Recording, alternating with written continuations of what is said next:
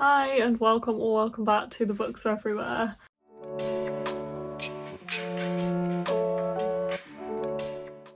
Today I am here with my January wrap up and let's cut right to it. I read the most books I have ever read in a month in January. I read 27 books in the month. All will become a little bit clearer as I go on because I did honestly read a lot of graphic novels, but this was how it was going to work. The most books I read in a month is always probably going to contain a lot of graphic novels. My record before this was 24 and I think I read like 5 or 6 graphic novels in that month because I remember rereading Heartstopper that month. So if I was ever going to beat that record, it was always going to include a lot of graphic novels. I didn't necessarily set out to beat that record in January. I set out to get a lot of books off my TBR in January. I thought I just wanted to start the year by bashing out a lot of books. And a lot of those smaller books and shorter books and graphic novels that I've been holding on to for no reason, I thought why not just read them and get them off my TBR and maybe start the year feeling like I'm really getting my TBR down and I'm being really productive, because it has really reached record levels and I am really struggling to keep it down. And although it has definitely gone back up since I read all of these books, I don't have all of these books on my TBR anymore, so that's always a good, well, it's a good thing. I don't think having a high TBR is like bad in every case. I don't want to shame that in this video, definitely not. Just for me, I think the level it was getting to, which was like mid 200s, was starting to stress me out a little bit, so I definitely feel like I need to control it a little bit in this year if I can. So that is kind of what I set out to be, but obviously that is a very, very personal thing to me and how I'm feeling about my TBR. You do you, basically. Everybody should just deal with that the way that they want to deal with that. I think having a lot of books is great if you can, and I love having a lot of books and I love having a big TBR. But anyway, enough rambling on about that. Let's actually get to the books. I will try and not spend too long talking about each individual book, and I will have a lot of like graphic novel sets and series which I will talk to you about in one go rather than going through each individual volume or book, because we would be here forever.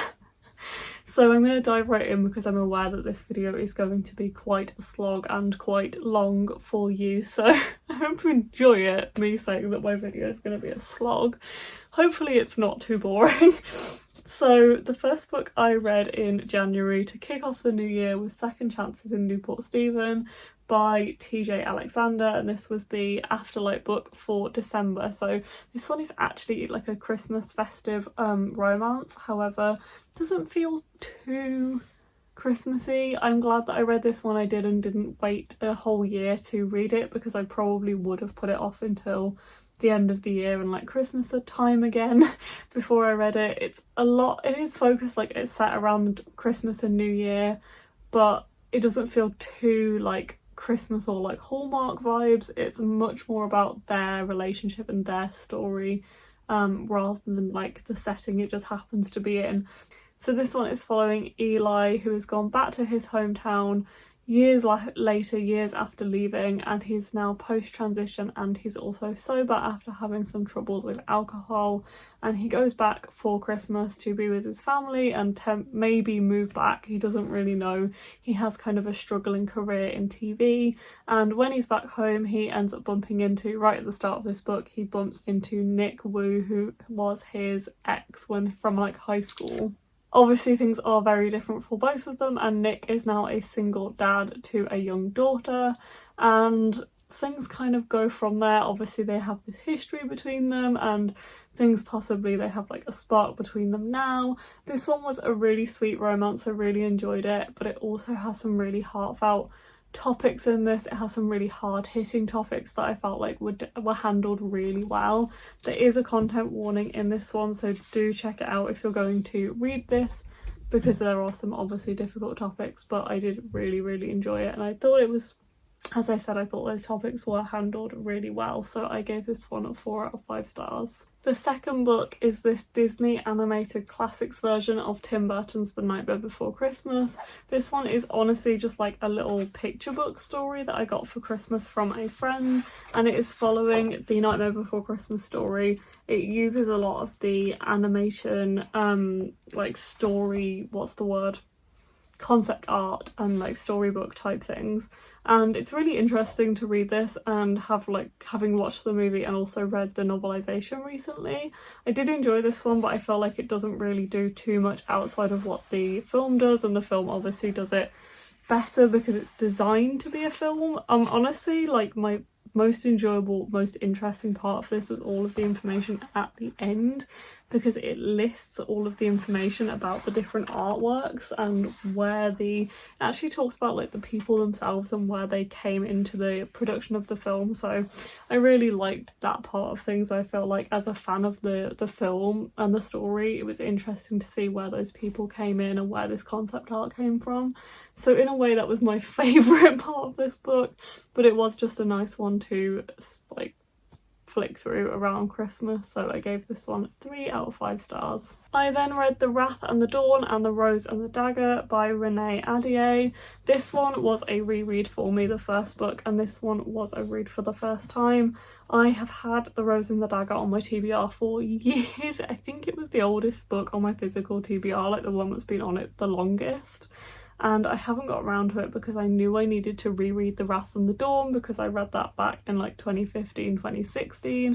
If you don't know, this one is following Khalid, who is the ruler of this land, and it's following Shahrazad, who is one of the women who live in this country, and it's a retelling of 1001 Arabian Nights. So Shahrazad actually kind of volunteers herself to be taken by Khalid because she wants to see if she can stay alive. She also wants to kind of get revenge for her friend who was taken and killed by Khalid as part of the wives, the 1001 wives, the 1001 night, from the 1001 nights kind of like story and situation that they're in within this story.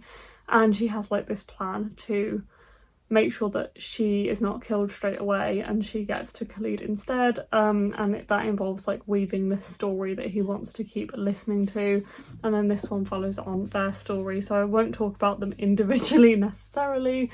I did definitely enjoy the first book more than the second book. I listened to them both on audio and I did enjoy the audiobooks. So I gave the first one 3.5 stars and the second one 3 stars. I really like the romance in this story, and it is heavily focused on in the first book and not so much in the second, which is why I think I enjoyed the first one more than I did the second book. I'm glad that I reread this though, so I could finally get to The Rose and the Dagger, and I finally read this duology actually together.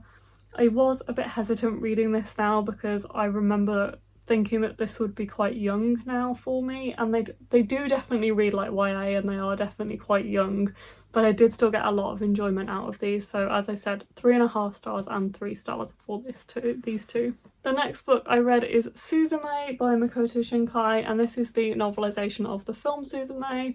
Makoto Shinkai usually writes these novelisations alongside the production of the film. That's at least what I read in the back of either Your Name or Weathering with You. I am a massive fan of Makoto Shinkai's work. Your Name is one of my favourite films of all time. I love that story and I will consume his work in any manner I can.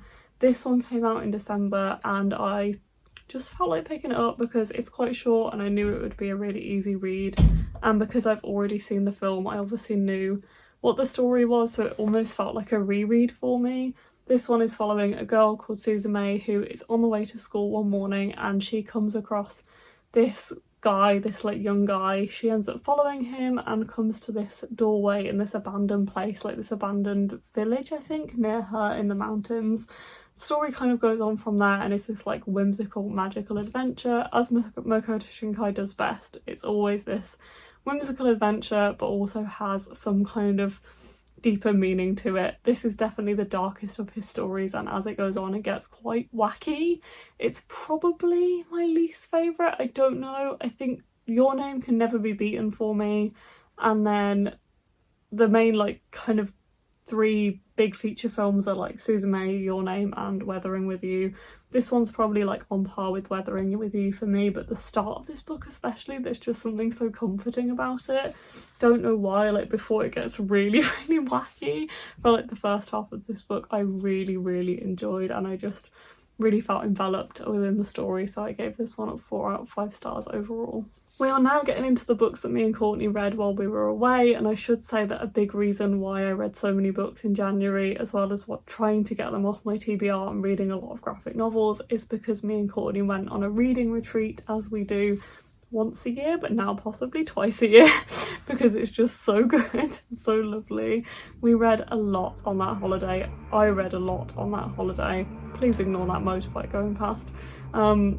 But yeah, I read so much while we were away, and my plan for while we were away was to read all of these graphic novels and shorter books and really bash out some books on my TBR, so that's why I read a lot in January. But the first one I read while we were away was Delicates. This is the second graphic novel in the Sheets series by Brenna Thumler, and we read Sheets while we were away last year, so we decided to pick this one up this year. This is just stunning. I love these graphic novels because they are just absolutely beautiful. They also have some really kind of deeper, darker themes than you expect. The first one is following, I think it's Marjorie. Yeah, Marjorie, who is a 13, she might be 12 in the first graphic novel, but she's a 13-year-old, and in the first book at least, her mom has not long passed away. She's obviously grieving herself, and her family is grieving, and she's also kind of running her family's laundromat on the top of that because her dad is really struggling. And it's also following the story of this sheet ghost. So it's following kind of both of them. Wendell is the name of the ghost, and it's kind of weaving their stories together, and he just feels alone in this world that he's found himself in, and he tries to get through to the real world, and he's a sheet in the day but he becomes a ghost at night, and it's their kind of unexpected friendship. This one is following them again, but it's also following Eliza, who is a new student at the school. I think she's new, or at least she's new into Marjorie's life. She's a student at the school. I really like this one, possibly I think a little bit more than Sheets. I don't know, they're very on par, and I feel like that's probably quite difficult to match the first book because it's so good. But I really like this art style. This just, the colours in this are beautiful, but also this one has some, again, quite deeper, darker themes. It got darker than both me and Courtney were expecting. I also love that Eliza's into photography. It's one of the things that has gotten me back into photography recently. There are some scenes in here when she is in the dark room and just made me want to shoot on film again, so I've now bought myself a film camera, which is partly inspired by this, not gonna lie. I haven't been in a dark room in years, and I probably won't develop my own film for a while again, but it was nice to feel like I was back in that kind of place somehow, so I really appreciate that from this book. I rated this one 4.5 out of 5 stars. The next one I read, and I also buddy read this with Courtney, is A Snowfall of Silver by Laura Wood. I feel like I cannot hold this book in a way that doesn't reflect the light. I love this cover. They are beautiful books, but yeah, they do struggle to, I struggle to hold them up in videos or take photos of them.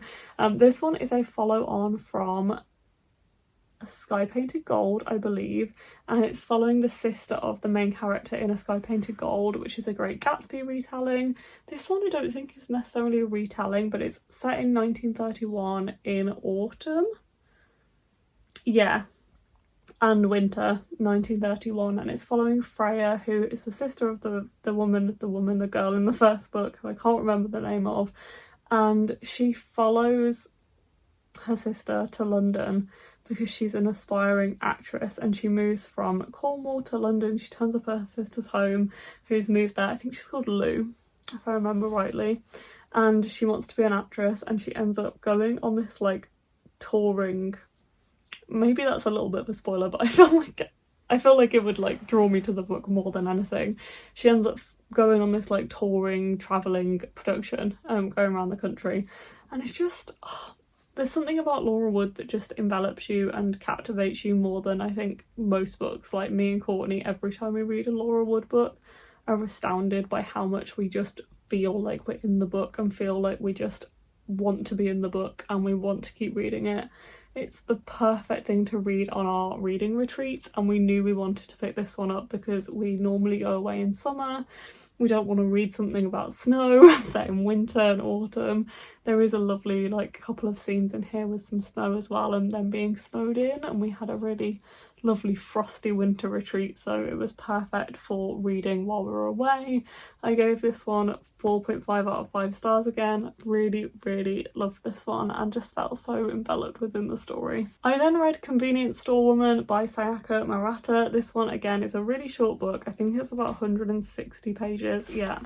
And it's following Kiko, who doesn't feel like she fits in. She's 36, yeah, and she works in a convenience store. She's worked in the convenience store for 18 years, so she's never really known anything different in her adult life, and her friends and family are starting to be kind of concerned about that, the fact that she doesn't have a life outside this convenience store. So she kind of decides to fix it. This book is really weird. It's really about social commentary, and it is a social commentary, and I find that really fascinating. But when you don't read a lot of books like this, it's very strange to kind of wrap your head around this writing style, but I did find it really fascinating. I feel like it's just one of those books where you don't necessarily enjoy reading it. It's more of a interesting study and fascinating to kind of read about somebody's life like that. Obviously it's fiction. I feel like I'm talking like it's non-fiction, but I did find it really interesting to read, and I'm glad I read it. But again, it's very much like a social commentary, and it's about how people perceive others and how we are perceived, which is really fascinating. So I rated this one 3 out of 5 stars because I feel like it is more interesting than enjoyable, so I didn't really get a lot of enjoyment out of it, but I am still glad I read it, if that makes sense. But I didn't love it, so 3 out of 5 stars. Conflicted feelings, I guess. I'm going to struggle to hold all of these up because they are very heavy, but the next books I read is Lore Olympus volumes 1 to 4. I have read volumes 1 and 2 before, and then I went on to read, so I reread the first 2 and then went on to read the other 2, so volumes 3 and 4. I will just give you a flick through of the first volume so you can kind of see what these are like in terms of the art style and colour scheme. I feel like you probably can't see that very well. There we go. It's a little bit better. These are following Hades and Persephone mainly, and they are basically, the kind of tagline of this is like following the Greek gods and goddesses after dark. And we'll see what the back says to try and explain this to you. So the first book here is following a lot of the different characters within the world, but they are mainly kind of following Hades and Persephone as they kind of meet each other, but they also have their own backstories and their own kind of friends in the other Greek gods and goddesses. It's really interesting. I definitely read these primarily for the romance between Hades and Persephone. That's what I most enjoy. I don't have a massive amount of knowledge about the Greek gods and goddesses, so for me maybe it's not one I naturally drift towards or pick up, but I do still really like these and I really enjoy the art style. I will just show you some of volume 2 as well. Volume 2 is definitely remained to be my favourite volume, even though I've read all, well not all 4 because there is a 5th one out now as well. But I think that's because it is mainly following Hades and Persephone. And then volume 3, some of them get quite dark, and I will warn you again for content warnings. Please check content warnings if you are going to check this out, this series, because there are some heavier topics in here as well, which are covered really well in this art style and in this graphic novel format. I do really like these, but I feel like I'm probably not the right target audience for them. I rated them between 3.5 stars and 4.5 stars. Again, as I said, I really like that romance between Hades and Persephone, and that's definitely what I enjoy most about it, so I felt a little bit frustrated when we weren't kind of getting that connection. But for the most part, I do really enjoy the series and I'm glad that I'm reading it. The next book is Leela and the Blue Fox by Kira Mulwood Hargrave with her husband Tom DeFreston. This is a husband and wife team who write and do the artwork for this book. So Tonda Freston is an artist, and this is just absolutely beautiful. Julia and the Shark was one of my favourite books of the year when I read that, I think in 2022 it was. This one is following Leela and a blue fox. Leela is a little girl. She's embarking on a journey to try and find her mother, who she thought she'd lost, and she comes across this like fox on the way. And this is set in the Arctic, and the world is vast, wild and wondrous. I read this one in an evening really, and it was perfect time to read it. It was so beautiful, and I knew I'd really enjoy this book. Oh, let me just show you again some of the artwork in here. I just absolutely love this. This is aimed at children. This is aimed at, I believe it's like pre-middle school children that these books are aimed towards, and I just think they are just stunning. I love the way that the art is done. I love that they have these pages in them that have, sometimes even have this paper over the pages that you can change the image with. It's just like this one here, so it's just absolutely beautiful. So this page is kind of translucent like baking paper, and it just changes the image, and I think they are absolutely lovely. And I feel like I love devouring these books, so I felt the same with Julia and the Shark, which was darker and made me cry. It has some really emotional themes in it, and so does this one, but I did really enjoy this one. I gave it 4.5 out of 5 stars. This series is following Kohi, who has a learning disability and is a college student, and he's struggling in college. And at the start of volume 1 he meets Teichi, who kind of helps him take notes in class, and it's basically following them as they become friends and possibly something more, and it's following them as they grow up and get jobs and go out into the world and have this relationship. And it's really lovely, it's really heartfelt. I think some people have said this is like the manga Japanese version of Heartstopper, and I can see where they're coming from. It's about them and their friends and them getting into the workplace, but also them like having holidays together, and 4 Seasons was just an absolute joy. But all of these books were really, really lovely, and it was just nice to read these all in one go and really dive back into this story. I really loved it. It's so cute and heartwarming and wholesome, and I rated these 4.5 and 4.5 out of 5 stars. So yeah, highly recommend this series. I really love it. The next one I read was this novella, so it's quite short. I think it's about 120 pages, and it's The Hedge Witch by Carrie Thomas, which is a Threadneedle novella. This is set before Threadneedle, so it's a prequel to Threadneedle. Threadneedle is a fantasy book that is, I think, technically an adult fantasy, but it kind of reads more like, well, this one definitely read like YA. It's following Rowan, and Threadneedle is like a dark fantasy book in this world where Rowan has been brought up to believe that magic is this like bad thing, and that she needs to be bound to like bind her magic and contain her magic. This one is set beforehand, and she's sent to stay with her aunt Winifred, who is crazy apparently and she lives in this little Welsh village, and she's like, what am I gonna do for this whole summer? She's like 16, and she ends up meeting the other kids in this town, and there's magic in this town. This town is like a weird magical place. I did enjoy this one. It felt very young in comparison to Threadneedle, and in comparison to kind of what I wanted from this book, I guess. I didn't realise it was set when she was younger, so it was bound to read a little bit younger.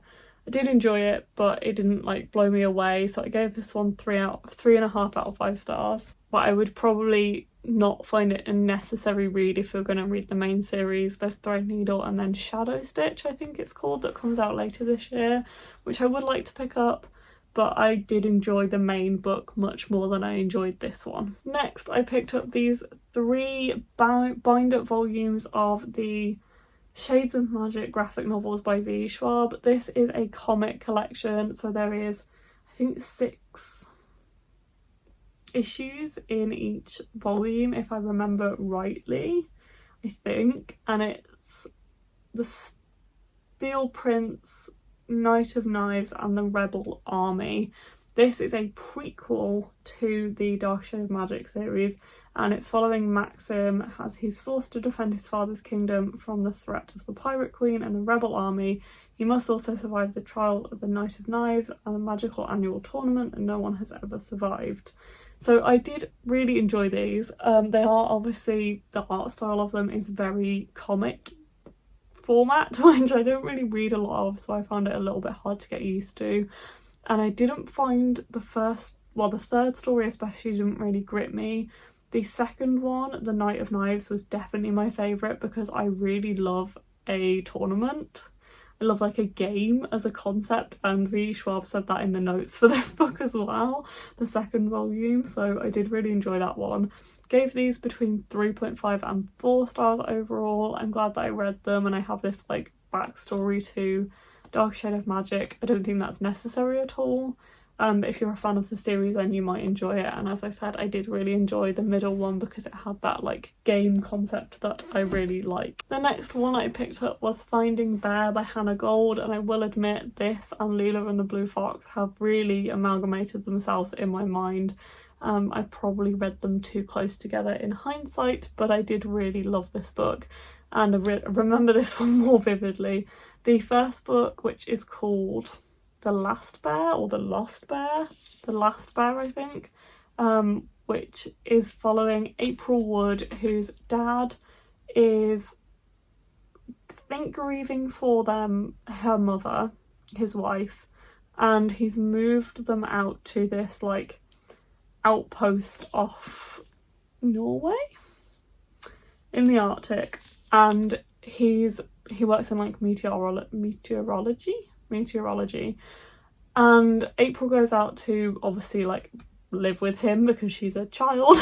So she's living with him in this island while he like monitors the weather, and she becomes friends with this polar bear. This one is following her as she's gone home, and she kind of hears this bear calling to her because they had such a like close bond, and she goes back to the island. She persuades her dad to go back to the island with her so she can find out what happened to Bear. And she, as you can see from the cover, I don't think this is really a spoiler because you can see on the cover, finds Bear and a cub, and it's following their story. It's so heartwarming, it's so cute, and although you do really have to suspend disbelief and just go with the story because this would be quite dangerous in real life and would not happen, it's a very lovely, heartwarming story with some lovely characters, and I do really enjoy it, and it was just a really nice read, and I gave this one a 4.5 out of 5 stars. I then read North Ranger by Ray Terracerio and Brie Indigo, and this one is another graphic novel. I will show you a little bit of the artwork, and in the front you get the finished artwork as well. This one's a proof copy that was sent to me by Harper last year when it came out, so it is out now. It came out in May last year, I believe, and this one is following Cade, who has always loved to escape the real world into the world of movies, especially horror movies. He is a gay teen who's growing up in Texas. He's a queer teen. He's growing up in rural Texas, and life can be quite hard. So he's sent to spend the summer on this ranch, which is like a family friend, I think. It's a friend of his stepdad's, if I remember rightly. So he's gone onto this farm to be a ranch hand basically, and he meets this other kid who's kind of his age, who's called Henry, and sparks kind of begin to fly between them. It's really interesting, obviously follows quite hard-hitting concepts in terms of him being this queer teen in this rural place, so it kind of does follow that kind of topic. But I did really enjoy this, and it also plays up the trope of horror movies really well, and I think it's really, really cleverly done. I really think Mark should read this because I think he'd really enjoy it. Also, like, my favourite scene in this is when he goes to the cinema right at the start, and it's about his love of cinema and what cinema means to him, and I really agree with that and felt that in my heart, so I really love that, and I really enjoyed this story, and I thought it was so clever. And it's also a retelling of Northanger Abbey by Jane Austen, which I love and is probably my favourite Jane Austen book, alongside Persuasion. So yeah, I really like this one. I gave this one 4.5 out of 5 stars as well.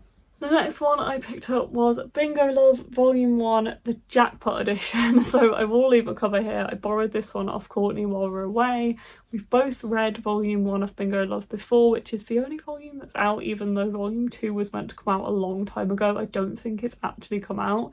And this one was the Jackpot Edition, which Courtney actually found in a shop when we were away last year, and it has like loads of extra content. Like half of the book is extra content. It's crazy. The main volume is following these two women. They met in the 1950s at a bingo game and they fell in love, but they couldn't be together because it was not really the done thing at the time. And then they meet again as adults when they have families of their own, children of their own, and grandchildren of their own. Again in the same place at, I don't know if it was at a bingo game, I can't remember if it is the second time, and they find each other again. It's a really, really beautiful, lovely story. I just absolutely love it. I think it's absolutely beautiful. Can't remember all of the authors. I know it's T. Franklin, Jensen Onge, and Joyce San I have written down right now, but there is definitely a lot of authors and creators that worked on that volume, and I love it. I gave it 5 stars. Reading it a second time around, I cried the first time I read it. It is so beautiful and such a lovely story between these two women, and the Jackpot Edition has so much extra content, it is insane, and I really enjoyed reading that as well, making my way through the little extra scenes and stories. So I really loved that one, so as I said, 5 stars for that one. The next one I picked up was Finding Wonder by Lauren St. John. This one was, I started it right at the end of our trip and I read the rest of it as when I was home. And I got this one from the author. I am was a big fan of her books, and I'm a big fan of her books, but as a kid I really enjoyed her Dead Man's Cove series, and I've recommended that to a lot of children as a bookseller as well. I really enjoyed that when I was a kid, so I was really intrigued to see where this one would come in, because I never read any of her horse books because I'm not really I wasn't a horsey kid. I know those appeal to a lot of kids, but they just weren't for me at the time. I didn't gravitate towards that. I wanted the crime, evidently. But this one is following an orphaned girl called Ruth Thorne. She feels like she's the unluckiest girl in the world, and then she finds a lottery ticket in her dad's coat after he passes away. She has been kind of taken under the wing, adopted by her aunt, and she finds this lottery ticket, and it's a winning lottery ticket. She ends up buying this horse with it. This is the horse that she wants. She's always followed this horse. It's like a celebrity horse to her. She buys this horse, and then this horse goes missing, and it's following her and her aunt as they try and find out what happened to this horse, and also other horses as they begin to go missing as well, and whether it's a bigger thing that they need to track down what's going on. In its heart it's a mystery, which I really enjoyed, because as I said, the Dead Man's Cove books I loved, and those were mystery books.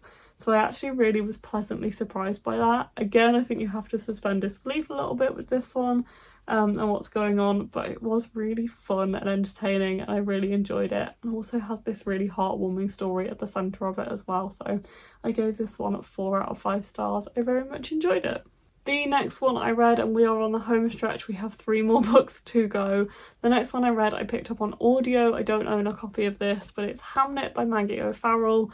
This is one I've heard so much about. It's won prizes, and I've heard so much about it over the years, and Maggie O'Farrell in general as a writer, she's written a lot of prolific work that has won a lot of awards. Wouldn't necessarily pick this one up myself, but I'm reading it as part of a book club, my real life book club that I go to, and it's really interesting. I actually quite enjoyed this story, and I have recommended it a few times since. I did only give it 3.5 stars, but I did still really enjoy it. I feel like that's not really a low rating for me. That's actually quite a good rating for me. But it is kind of a retelling of Hamnet. It's inspired by Hamnet. I think Maggie O'Farrell has a really real fascination with Shakespeare. And this is following Agnes as she's a young mother, and she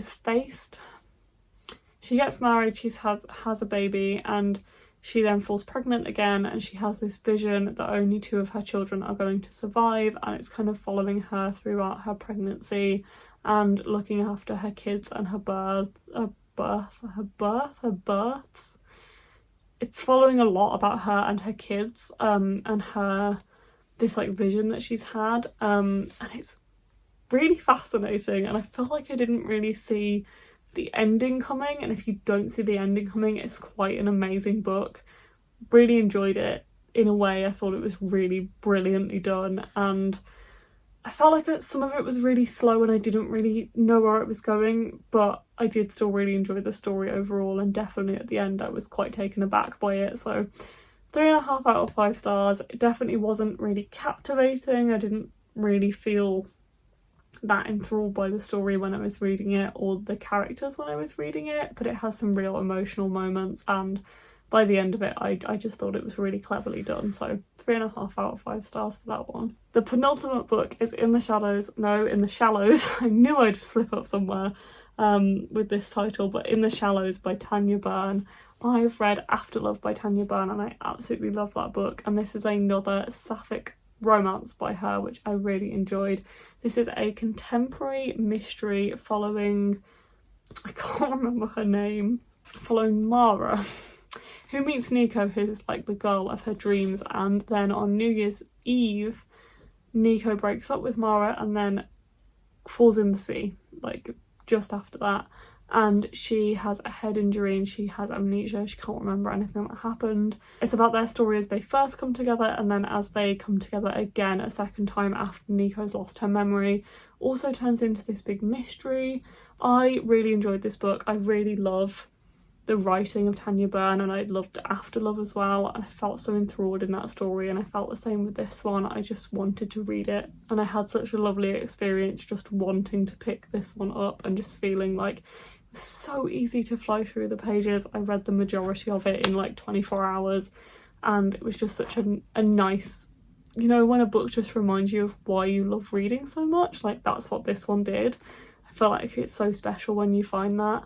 And I just really click with Tanya Byrne's writing. A lot of this was Mara's feelings and thoughts and was very much in her head, but for me that worked because I really related to it, and I really got where Mara was coming from, and I got why she was so wrapped up in this, like what had happened with Nico. So I really loved it. I rated this one 4.5 out of 5 stars. I thought it was really enjoyable, perhaps a little bit young for me now, but obviously that's kind of a personal thing.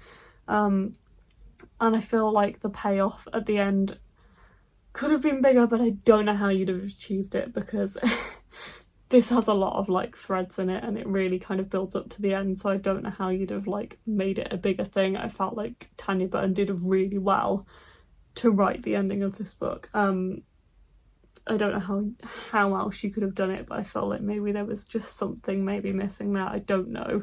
Only something very, very slight though, because as I said, I still rated this one 4.5 out of 5 stars. I did really, really love it. I thought it was brilliant, so I'm glad I read it. And this one comes out this month, so it may be out now, it might not. I can't remember the date, but it comes out in February. And finally, last but not least, we have For Her Consideration by Amy Spalding. This one is another sapphic romance. This is an Afterlight book, and I finally read this one. This one was actually on my TBR from last year, because this was an Afterlight book I kind of missed from last year and didn't pick up at the time. And this one is set in Hollywood, and it's following Nina, who is kind of like an assistant to an agent. She has these kind of clients that she writes for, in terms of she writes their emails and social media, and she replies to messages like on their behalf. So she has this job in Hollywood doing that. And she ends up meeting, why can I not remember the names? Ari, who is this out and proud gay woman who is in the industry. She's an actress, and it's following them as they meet and sparks fly, and it kind of, things happen between them. I really like this. I read this on audio and I didn't know how I'd feel about it, because I don't really click with those like Hollywood romances sometimes. It's not really my scene or something I would navigate towards, like celebrity romances, but I did really enjoy this. I really liked their dynamic between the two of them. I did feel like they were both a little bit problematic in ways, like in some ways felt like they didn't have the most healthy relationship sometimes. Just some of the things they said didn't sit quite right with me, but we all are like we all make mistakes and we all have our own problems, I guess. It just makes them kind of more human. So I did still really enjoy this story and I really enjoyed their romance, so I gave this one 4 out of 5 stars. And that is my 27 books that I read in January. That felt like a lot of talking. Thank you so much if you have stuck to the end of this video, because I'm aware that it's quite long and I probably won't read this many books in a month ever again.